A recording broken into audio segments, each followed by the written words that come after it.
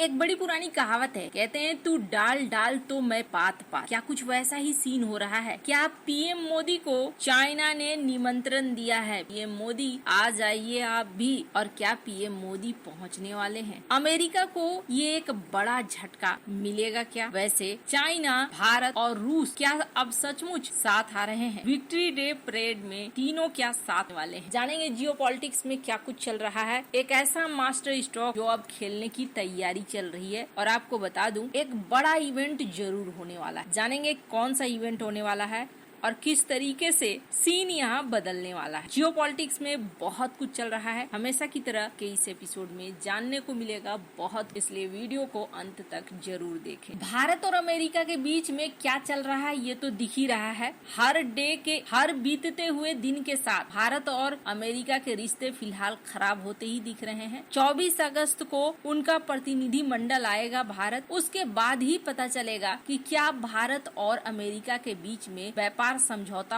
होता है या नहीं। हालांकि एक चीज देखने को मिला है, जो एक लगातार डोनाल्ड ट्रंप ने ट्वीट करना शुरू कर दिया था भारत के खिलाफ, अब उन्होंने वो ट्वीट करना बंद किया है। लेकिन इनके जो अफसर हैं वो इस मुद्दे पर बोल रहे हैं, जैसे कि हमने स्टीवन मिलर को सुना। तरफ ये बता रहे हैं कि ट्रंप और मोदी के बीच में अच्छे रिश्ते हैं, वहीं दूसरी तरफ ये बता रहे हैं कि भारत हमारे साथ बहुत सारी चीजें गलत करता है, जैसे रूस यूक्रेन को फंडिंग मिल रही है, इसके अलावा इमिग्रेशन वगैरह को लेकर। तो ऐसा लगता है जैसे अमेरिका अब भारत को ये ऑप्शन देना चाह रहा है कि या तो तुम मेरी तरफ रहो या फिर तुम उनकी तरफ। लेकिन डोनाल्ड ट्रंप यहीं पर बहुत बड़ी गलती, और क्यों गलती कर रहे हैं? क्योंकि दुनिया मल्टीपोलर बन रही है। अब एक साइड और दूसरे साइड वाली बात नहीं रह गई है। अब इसका एक एग्जाम्पल देख, अभी अमेरिका और चाइना के बीच में व्यापार की वार्ताएं हो रही है। कुछ दिन पहले अमेरिका के वित्त सचिव ने कहा कि हाँ जी, व्यापार डील होगी चाइना के साथ। लेकिन वहीं दूसरी तरफ ये देखने को मिल रहा है कि अमेरिका एक नया कानून लगा रहा है। वियतनाम के साथ जो समझौता हुआ है कथित तौर पर, उसमें भी इस कानून को जोड़ा गया है, जिसमें कहा गया है कि 40% टैरिफ लग जाएगा अगर कोई ऐसा सामान आता है जो मूल रूप से आपके देश में बना हुआ नहीं है। अब इसका मतलब क्या हो गया? इसका मतलब ये हो गया, आपके देश का नहीं है लेकिन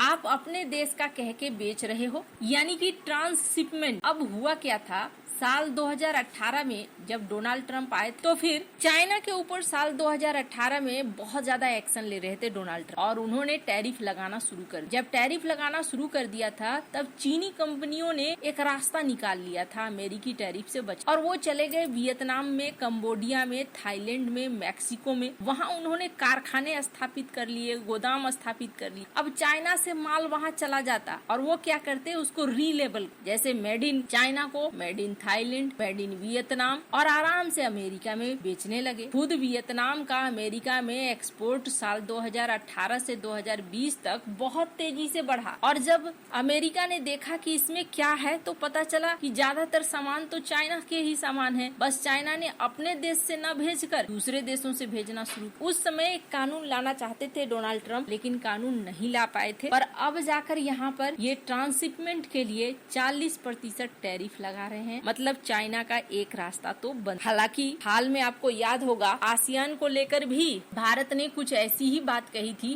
भारत के जो उद्योग मंत्री हैं, उन्होंने इस बात को कहा था कि आसियान के साथ हमने एफटीए करके सबसे बड़ी गलती करी, ये मूर्खता था। हालांकि ये बहुत पहले हुआ एफडीए है, अब एक बार फिर से इस एफडीए पर रिव्यू चल रहा है, तो उसमें भी यही सीन था जो अमेरिका के साथ। तो यहाँ पर ट्रेड डील क्या फाइनल हो गई है चाइना के साथ? नहीं, अभी ट्रेड डील फाइनल नहीं हुई है, अभी बातचीत चल ही रही है दोनों के बीच में, और चाइना यहाँ झुकने को तैयार नहीं रहा है बड़े लेवल पर, क्योंकि चाइना के हाथ में भी बहुत सारी चाबियां हैं, और सबसे बड़ी चाबी तो रेयर अर्थ मटेरियल की है, जो तुरंत से हल होने वाली है नहीं। और जब तक कोई देश पूरी तरीके से निर्भर बनेगा तब तक कईयों साल बीत चुके होंगे, और शायद नई टेक्नोलॉजी और नई चीजें आनी शुरू हो जाएंगी। तो अमेरिका क्या कर रहा है, अभी यहाँ पर एक आशा में टाइमलाइन को बढ़ा रहा है कि चाइना के साथ व्यापार समझौता हो जाए, लेकिन भारत के प्रति आक्रामकता अमेरिका की, और ये चीज ना चाइना भी बहुत अच्छे से समझ रहा है। इस बीच चाइना के कुछ मीडिया और सोशल मीडिया अकाउंट से ये झलक भी देखने को मिल रही है कि भारत और अमेरिका के बीच में जो टेंशन हो रहा रहा है, इस टेंशन को और भी ज्यादा भड़काने की कोशिश हो रही है। जैसे कि जयशंकर की तस्वीर लगाकर कुछ छप रहा है,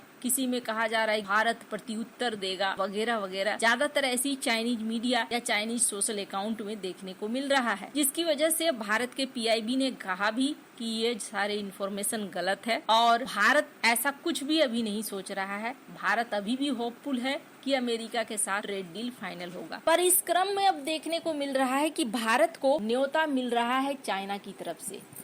स्क्रीन पर साउथ चाइना मॉर्निंग पोस्ट के एक आर्टिकल को देख सकते, जिसमें चाइना ने भारत को न्योता दिया है और कहा है कि आप आइए, विक्ट्री डे का परेड है हमारा और इस परेड में आप भी शामिल होइए और बाकी दोस्त भी मेरे आ। बाकी दोस्त में कौन कौन आ रहे हैं? रूसी राष्ट्रपति व्लादिमीर पुतिन यहाँ पहुँचेंगे। माना जा रहा है कि डोनाल्ड ट्रंप को भी इन्होंने न्योता दिया है, लेकिन क्या चारों यहाँ पर पहुँचेंगे? अब यहाँ पर पहुँचेंगे या नहीं, इस चीज को तो कहना मुश्किल है। पिछली बार भारत ने बहुत ही साधारण सी उपस्थिति दर्ज कराई थी, ने राज्य सांसद को भेज दिया था, वीके सिंह को भेज दिया था, लेकिन इस बार ना कुछ चीजें बदली नजर आती हैं समय से पहले। जैसे कि डॉक्टर एस जयशंकर का चाइना जाना, अजीत डोभाल का चाइना जाना, राजनाथ सिंह का चाइना जाना, जो दिखलाता है कि एससीओ की मीटिंग के लिए ये सीरियस हैं। भले हो सकता है विजय दिवस में न पहुंचे पीएम मोदी, लेकिन एससीओ की समिट भी चाइना में होनी है और इस समिट में पीएम मोदी पहुंच सकते। और आपको बता दूं, ये सब कुछ जो हो रहा है ना, अगर चाइना, रूस और भारत एक साइड आकर खड़े हो जाते हैं तो इसके पीछे कारण भी होगा तो अमेरिका ही कारण, क्योंकि अमेरिका जानबूझकर खेल रहा है। जिस तरीके से रिश्तों को खराब करता जा रहा है उसे देखकर तो ऐसा ही लग रहा है। हाल में